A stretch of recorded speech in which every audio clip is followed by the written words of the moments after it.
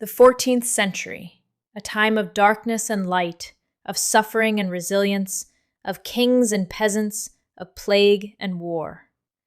Europe stood at a crossroads, a continent teetering between survival and collapse. Life was fragile, yet human spirit endured.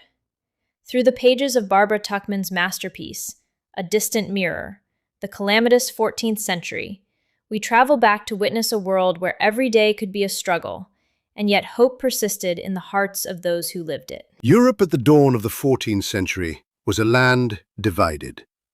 Powerful nobles and monarchs ruled small kingdoms and principalities, each vying for influence, territory, and prestige.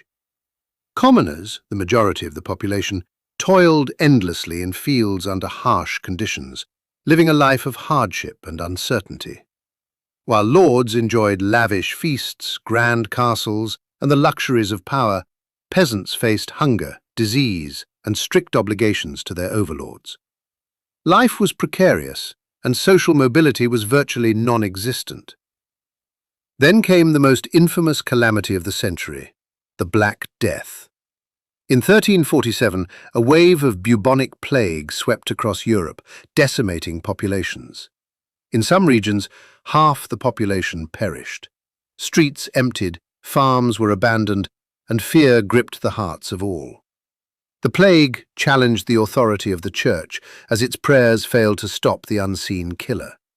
Society was shaken to its core, economies collapsed, and a new sense of mortality shadowed every aspect of daily life. Yet, amid this devastation, humanity found ways to endure, adapt, and survive. The century was also marked by ceaseless warfare. The most notable of these was the 100 Years' War between England and France, a conflict that stretched over generations, fueled by claims to the throne and territorial disputes. Battles were brutal, fought with swords, spears, and early artillery.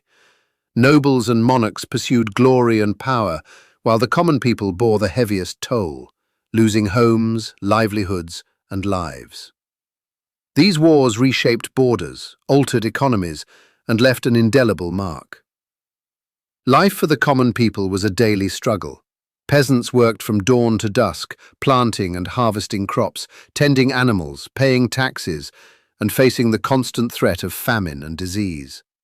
Meanwhile, the nobility reveled in luxury, hosting grand feasts, jousts, and tournaments. The stark contrast between the classes was glaring. Social mobility was almost impossible, yet communities persisted, festivals offered brief relief, and traditions held society together through the harshest times. The church stood at the center of life in the 14th century, guiding spiritual and temporal matters alike. Art, literature, and architecture flourished within this framework, reflecting both the fears and hopes of the people. Cathedrals rose as monuments to faith.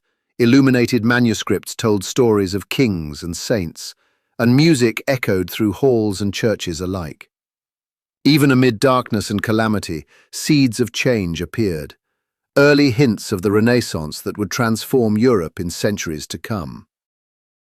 The 14th century was a mirror reflecting the resilience of humanity.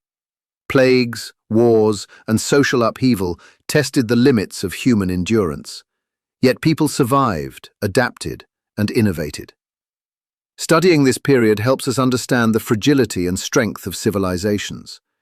It reminds us that even in times of darkness, humanity finds ways to endure, create, and thrive. By looking back, we gain insights into our present challenges and future possibilities. The 14th century was a distant mirror, reflecting both calamity and courage, suffering and perseverance. From the devastation of the Black Death to the splendor of cathedrals, from peasant struggles to noble excess, Europe in this century reveals the complexity of human existence.